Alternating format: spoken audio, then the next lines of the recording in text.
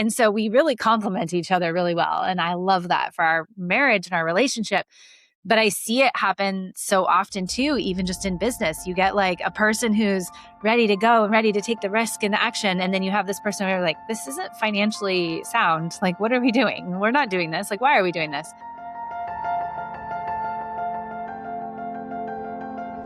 Hello, Kylee. Thank you so much for coming on the podcast. I'm so excited to have you here. Thank you, Renae. I'm excited to be here.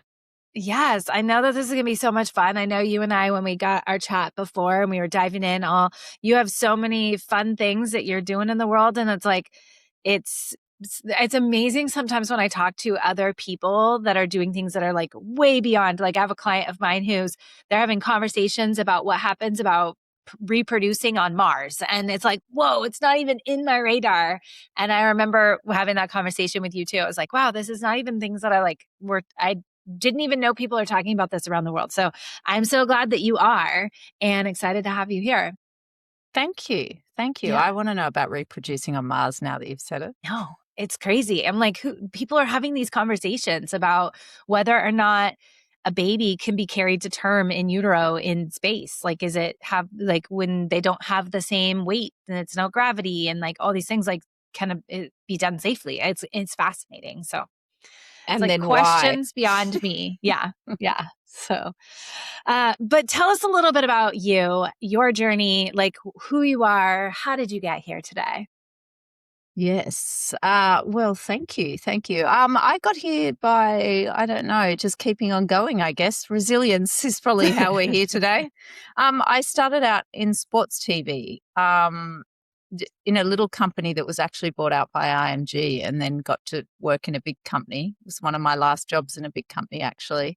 So, yeah, working on all sorts of sport across the world, Soccer World Cup, World Surf Tour. It was quite exciting for somebody in their 20s. But I at some point started to think, gosh, TV is such an important medium. How do we do something more? And I went back to university and studied my master's in sustainable development, and also started another company. And we started doing much more traditional documentaries, which was great.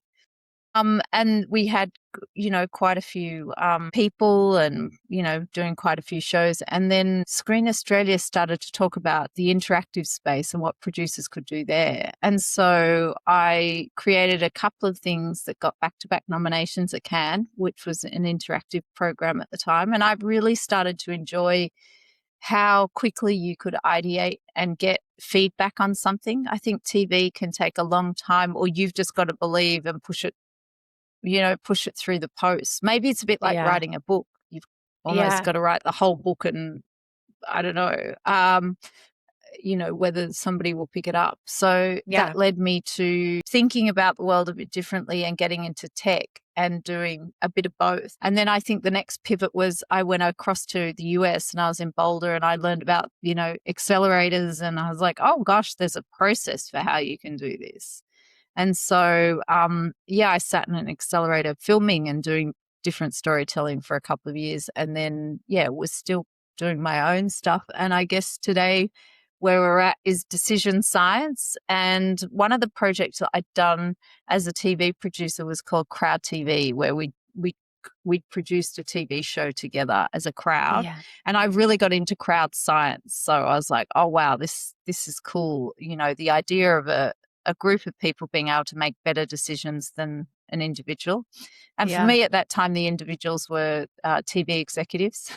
So I was just like, there's too few of them making, they say the most ridiculous things to you when you come in. There needs to be a beginning, a middle, and an end. This needs to be entertaining. And you're like, yeah, okay, thank you, Captain Obvious.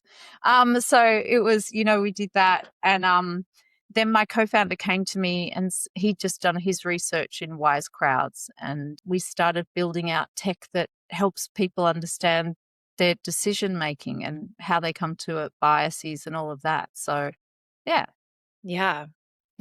So decision making, how people make decisions, and I know a lot of the work that you do is around helping people make decisions I know one of the things that really stood out for me when you said before was like there's less air when we make decisions as a group, because you're taking into account all these different perspectives, whereas like one person making a decision only has like a silo of information, and how valuable that is to have such an inclusive table of people that are there to make decisions. On the flip side of that, which we can totally get into that, but like on the flip side of that, I sit there and think like, wow, especially with the way the world is, I mean, for here us in the United States, like politically, getting a group of people to make decisions that are in alignment with each other feels like such an astronomical venture, with people having such strong opinions on a polarizing different ways and ideas and beliefs and things. So how have you seen that show up in your work of like people coming together and making decisions together and knowing that there's so much value in making decisions together, and yet people having such polarizing viewpoints of the world? Yeah, I think if we look at where we're at in the current state, is many modern systems are designed to polarize rather than integrate. Mm-hmm. And that's, social platforms are some of the world's largest and most powerful companies in the world, and they're optimized for engagement by amplifying outrage and difference. And this keeps us siloed. It reinforces echo chambers. So you think, oh, wow, this is amazing. This person thinks the same way I do. Whereas, 60% of comments now are bots. So you probably, if you're really outraged, talking to a bot. And so organizations start to feel the downstream effects of this, fractured teams, performative agreement cultures where challenge becomes personal rather than productive. So you can't have a company behave the way society is behaving right now. A healthy decision system requires the exact opposite design. It needs to de-silo. It needs to surface these problems early and make disagreement useful. And the way we do that at Wizer, so we have a platform now and we have decision profiles. And the science behind this came from a woman named Scott Page over in the US. He was a mathematician that looked at cognitive diversity and its importance in mathematically in decisions. And then Dr. Juliet Burke, she's over down under our way, and she was at Deloitte and ran a whole department around this. So we know there's 7 different types of cognitive ways people come at decisions, from their outcomes focus, their risk. So if you can take the politics and start to focus on that cognitive diversity as to how someone's deciding, that's part of it, understanding that. So, map yourselves out and understand who's coming at it. And that's how you want to curate the room. You want to look at 3 factors. You need to understand experience is most important, as NASA and Boeing have pointed out again and again. Don't take the engineers out of the room if it's an engineering decision. Yeah. Don't silence the engineers in NASA's case. And then you've got outward-facing diversity, which is age, gender, and ethnicity for decisions. And that's really interesting because I think the word diversity is now politicized in itself, but it's just science that says the more backgrounds, you don't need more people, you just need the right mix of people. So one of the things about ethnic diversity is you just don't want to homogenize groups. You don't want a homogenized group of women. You don't want one of men. You don't want one of color. And there's really, Dr. Juliet Burke wrote a book, Which Two Heads Better Than One? And in the book, she's talking about juries in the US. And say you had a homogenized group of white people and you put in a person of color. It's not just that the person of color might have a completely different set of experiences. The homogenized group checks itself. And by checking yourself for that minute, a lot of assumptions get checked and you make a better decision. And then the third piece is that cognitive diversity piece, that you would like all of those 7 in there to really get a good decision. So I think it's, rather than focus on the politics, is my very long-winded answer. It's focus on what you need, like design your decision room. And it actually doesn't take longer than the other way, because the other way you have no process and you're like, you're going off Bob's gut, who says, oh, I know who should be in the room. And you've got all the biases, because I think if we look at what we're doing at Wizer, it's to improve decisions, but it's not replacing human judgment. It's trying to take away those structural forces that make it bad, like these biases. And Juliet spoke about 3 of them in her research. Yeah.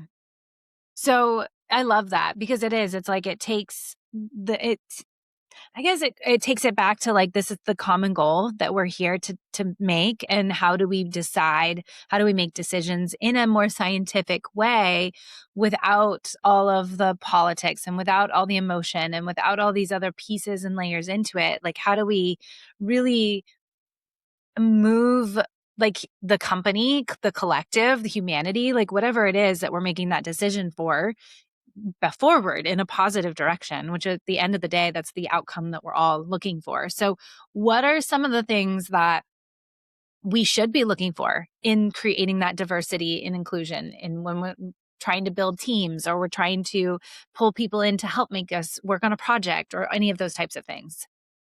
Yeah. So with what we're doing at Wizer, 90% of our clients start with decision profile mapping. So actually understanding who's in the room. Take your decision profile, and your listeners can take it for free on our website, and just learn about yourself and understand who you might work well with. So it's an individual and an organizational thing.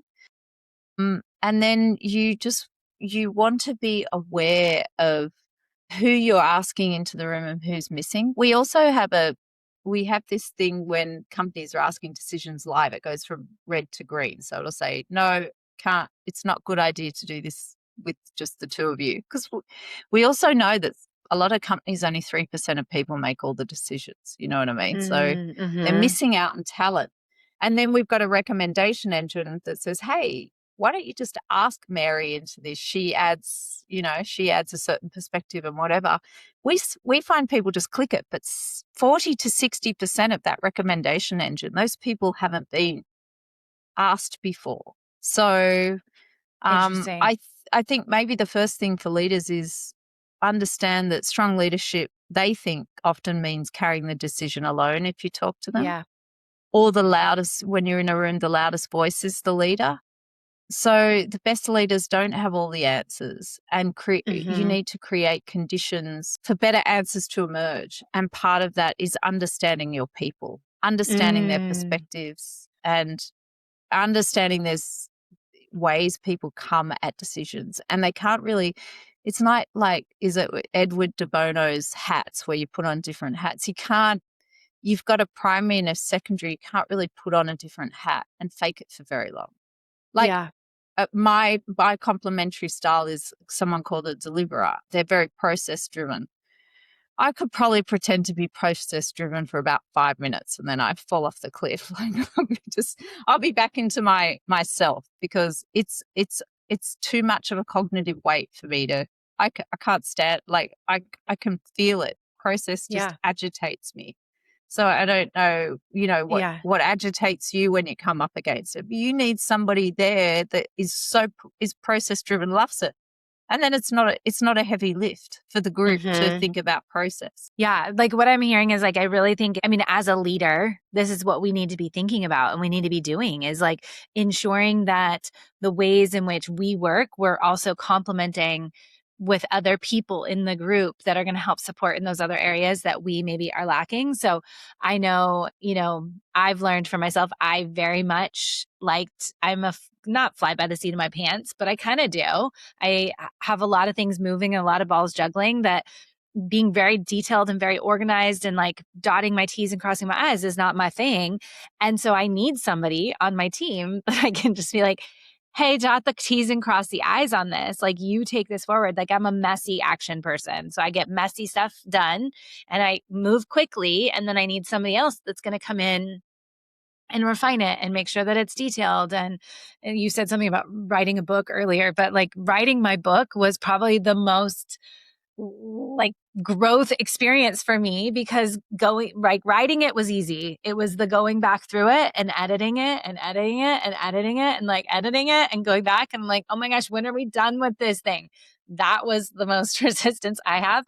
Whereas I'm like, idea, let's go, let's put it out. Let's go, let's put it out. It's the maintaining and sustaining and the longevity and like coming back, that's been like this area that I'm really growing in. I'm learning, but it's also been really helpful to have other people that those are their strengths and those are their skill sets and those are those things. And I know a lot of the people that maybe are listening to this podcast and like in my world, they maybe are in companies where they're building where maybe they have just themselves and maybe one other assistant or a VA, or maybe a small team of just a couple of people maybe that they're managing. Like even my team is only just a couple people, you know?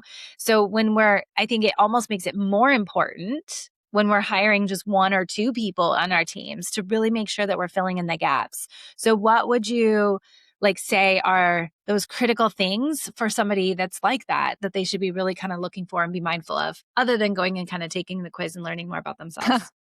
Yeah, well, once you learn about, well, also on the profile it gives you, you'll see who your best match is. It sounds like you need to deliver as well. And don't feel bad because they enjoy that the way you enjoy the other. Do you know what I mean? So it's just for people what they enjoy. So yeah, before you are bringing on someone new, just check that, maybe they've got the right match for you about how they like to come at decisions and the way they will carry a cognitive load for you. Yeah, and the other tool we've just built was because this is smaller teams we're talking to here, not large orgs, is we built out a tool for charities to profile third parties. So if you can't get, a client, can't ask your client to do a decision profile. You can, go and use what we call Wise Snaps to snap somebody's decision profile. And you can even use our LinkedIn extension, just press analyze and it'll tell you, and then write in your message or whatever it is you want to write to them, and it'll rewrite them for you. Because after we've analyzed something like 300 charity emails in particular, they're missing the mark for three types, which is the achiever, which is outcomes focused, the analyzer, which wants evidence, and the guardian, which is risk. So a lot of people don't write to these people. And if you think about it, Juliet's research shows that 75% of CEOs are achievers or explorers. So they're options or their outcomes process people. This pyramid just reinforces itself by the time you get to middle management. So understanding who you're messaging or what you're asking, framing it in that message for you as a small business owner can be really, and I think you and I were talking because I was saying some of the stats I'm seeing is women are using it almost exclusively. Yeah. And it's not charities, it's women, individual women using it. And I say, what are you using it for? And they're like, one woman was like, I'm gaming the system. I now know who's in the room. She said she's often the only woman in the room. And now she knows, and she'll sprinkle a little bit. She will focus at the achiever because they're often the leader or whatever. And then she'll go, I know the analyzer needs some evidence, and I know this. So she just sprinkles what they need some across. And she says, if nothing else, it just makes me feel prepared and calm before she goes into the meeting.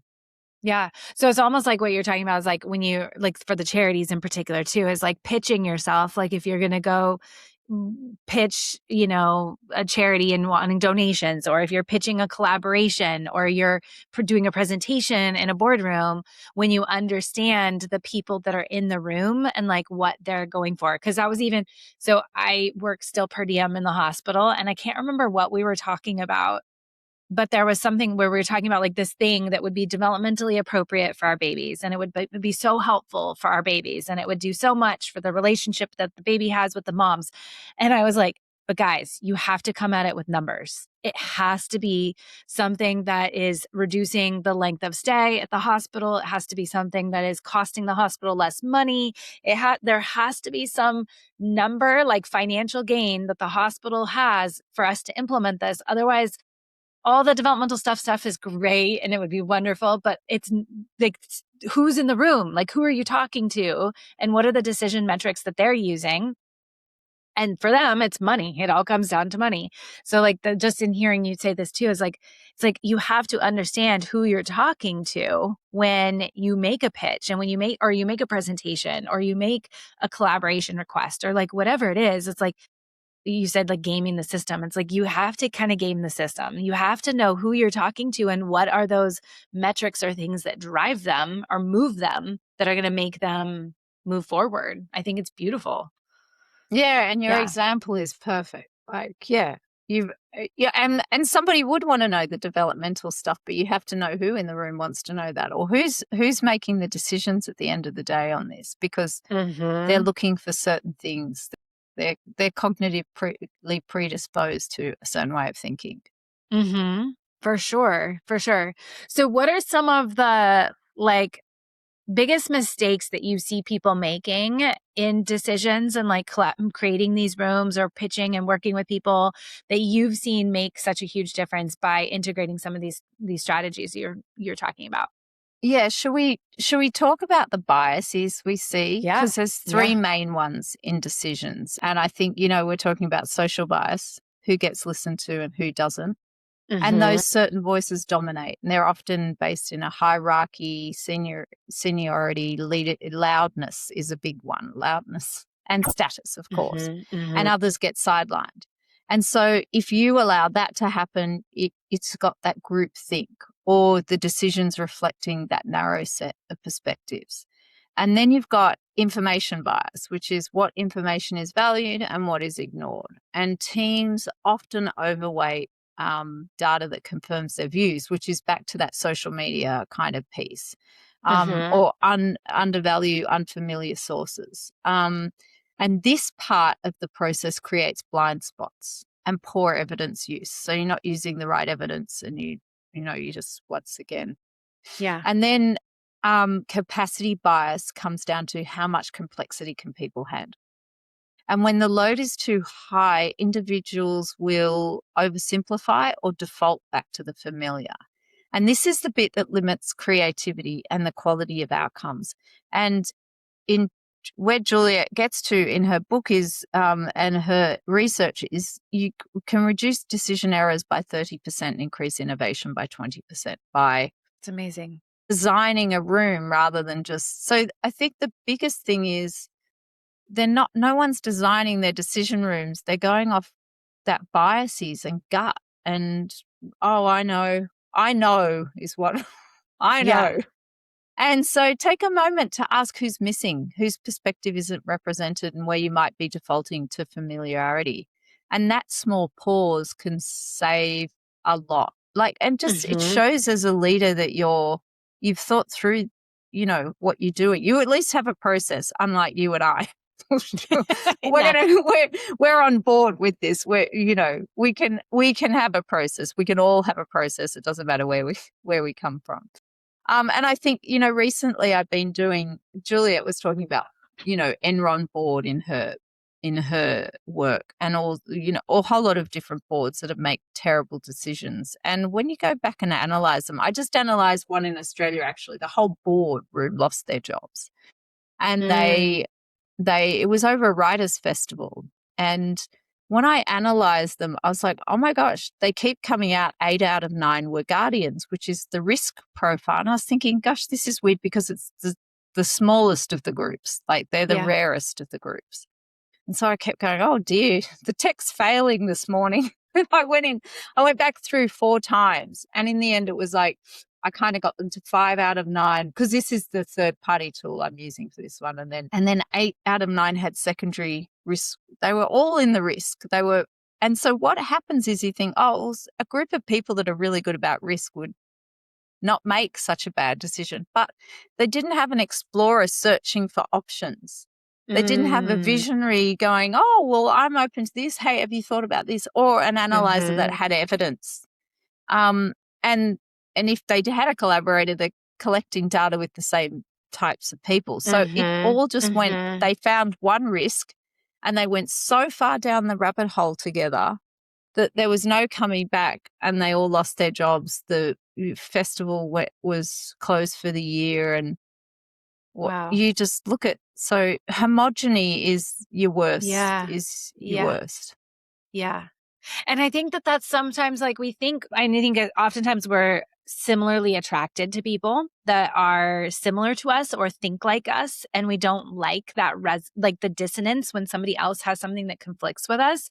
And I love what you're bringing in is like, it really is that diversity that makes us so successful. It reduces the risk and it reduces potential adverse outcomes and things like that rather than, you get a group of people and everybody's like, yeah, yeah, yeah, I'm with you. Like, yeah, yeah, yeah, that's a great idea. Yeah, yeah, yeah.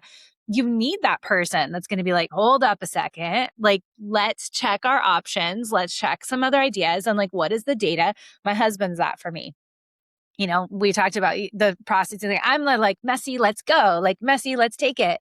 And he's, well, do we have all of our numbers in line? Do we have all of the pieces together? And so we really complement each other really well. And I love that for our marriage and our relationship.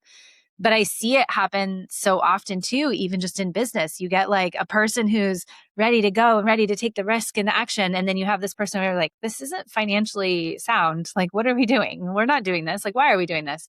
And I think just across the board, it just really emphasizes the importance of having that diversity that you're talking about. Like the homogeny just sets us up for running ourselves off a cliff, Yes, literally or yes. figuratively. Yeah. Yeah, and it's shown no more than no better than the top 75% of CEOs being one of two types. And then Mm, you get the cognitive drift. You might have a nice layer of that cognitive diversity. By the time you get to middle management, they're either reflecting this or this person. We like one another. We like ourselves. So yeah. we're Yeah. picking it. We don't always like that, but it doesn't have to be like that. Just be curious, be curious. Yeah. And it doesn't mean that the process you're losing productivity because you're gaining it at the end of the day. Yeah.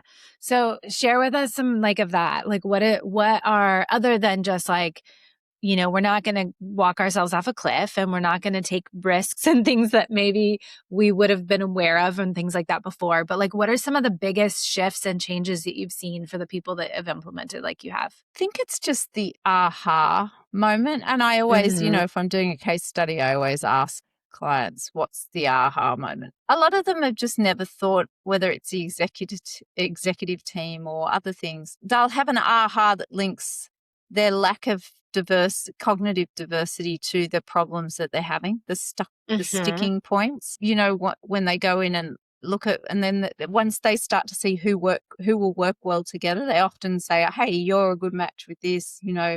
We've got a lot of ways that you can run a workshop off the back of this. And just that, oh, that's why we're stuck here. There's a lot of, they Mm. start to see their behaviors more clearly. And I think, Mm-hmm. I don't know, there's something to be said about awareness, self-awareness and group awareness. Mm-hmm. I think the best thing you can do is be self-aware in situations. And the other thing that works, that people really are diving into, is we wrote this piece about difficult people and said, rather than some people, and I'm not talking about, we're a mismatch. Some people are different. I'm talking about the people that you're just like, oh my God, that person is so difficult. Yeah. You can't change them. And what we end up doing is, laser focusing on who they are and why they're difficult, and creates a story. We keep going around in circles in the story.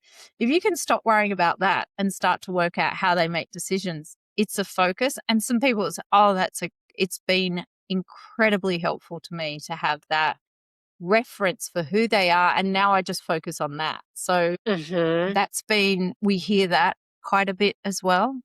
Mm-hmm. That's really But cool. yeah, I think it's awareness goes Yeah. a long way. Yeah.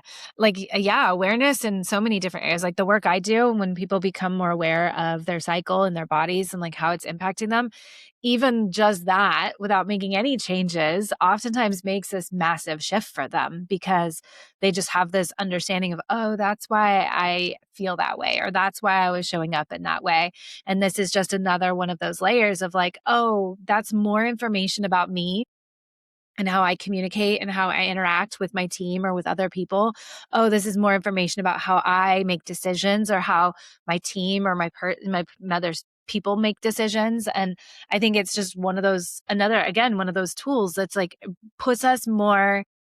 I think the more information and the more awareness that we have of ourselves and how we show up in the world and how that interacts with other people in the world, the more powerful we become. Not in a like control, like I'm powerful all the way around, but it's like that awareness allows us to make decisions in the most effective ways. It allows us to pitch and collaborate in the most effective ways. It's the thing that allows us to say no or set boundaries or to take a break or any of those things that it's like we bring back that inner power that we have when we understand ourselves and how we show up rather than just being triggered or mad or angry because this person disagrees with us and we don't know what we're doing. And it creates this understanding of like, okay, this is me and this is how I responded. And do I actually want to respond that way? Is this something I maybe could respond a little different way? And like, how can I understand? And that there's so much power in that. Yeah, there Yeah. is. I think, yes, especially when there's science behind what you're looking at Mm-hmm. and you can understand, it does give you a great sense of relief that you're not going insane. But Yeah. also, I think when you're young, this is for me, this is not a scientific statement, is that I think people don't teach you how to manage. You know what I Yeah. mean? They teach Yeah. you different things at school, but they don't teach you how to manage. And I look at some of the, when I ran a company and when I was young, I'm sure I was, you know, there were a lot of older people than me that were working for us. I'm sure they were just like, oh God. But, I, I think if you can learn, there's stuff to be learned in this space that Yeah. seems like there's not, like it's not a science, it's not a science space, but Mhm. there's a lot of research out there as to what you can do better. Um, Mhm. yeah, I think not just physically, but also from a managerial perspective. Totally. Yeah. This has been so good. Is there anything you feel like we've left out that you wanna make sure that we leave people with? Well, just for women too, I think what motivates me for this too is we're one of the people that is left out of the room. You know what I Mhm. mean? And remember, that's not scientifically correct or a Mhm. viable situation for these companies. And I don't, you can show them the evidence, but if you can't, remember it's not you, I guess Yeah. is what I'd Yeah. say. It's poor, poor, it's poor management, poor decisions on Mhm. that leader's head, not yours. 100%. Like, I think it is. It's like looking at, and then partly that's why I like love working with female founders, is because we're changing the landscape and changing the game of what it looks like to run a company and how we run a company and the businesses and the impact and the things that we're creating and doing in the world. But I think also, if you are in corporate or you are in spaces, it's like being the advocate, not just for like personal reasons, but it's like the collective and the change that we're making and being in those rooms and the changes that we're making that are impacting thousands and hundreds of thousands of people because there's women in those rooms. And I think it's really important to kind of have that perspective too. Yeah. Don't Yeah. be like Yeah. Apple Watch that didn't work on people of color because there was no one in the room that was testing the watch. You know what I Is that mean? So, true? hmm. There's all these Oh, types of things when people weren't in the room. So just really simple stuff. You're like, what? yeah. Wow, that's fascinating. I did not know that. But Well, yeah, imagine how like, many products are made for women that, like, I'm thinking medical devices in yes. particular that, and you're like, who made this? Mhm. Well, Yeah. I know I've seen whether it's how true it is, I don't know. I'm sure it is true, but that it's only been this last year that they've actually been doing crash tests on dummies that are women body shaped. So like in cars when they go and do like a crash test, it's only recently that they're using a dummy, like a crash test dummy that has a woman's body size and shape and whatnot.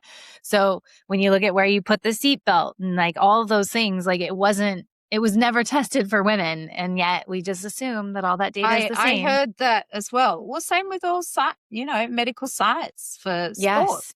Yeah. Less than 6%. And as there's a woman I like to follow, Dr. Stacey Sims, she says women are Yeah. not little men. Yes.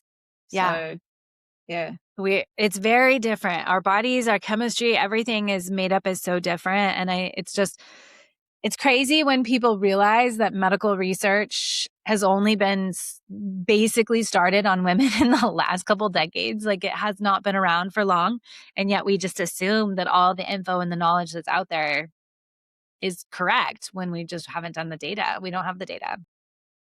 Yeah. So where can people find you, follow along with Wizer and like all of the other things that you're doing, their profile, go figure out and learn about themselves? Yeah, we're at Wizer, Wizer business. Yeah, go do your decision profile on there. Use Snaps for your meetings, whatever. It's, the decision profile's free and Snaps has a free tier too. But yeah. And I'm on Very cool. LinkedIn if you need me. Cool.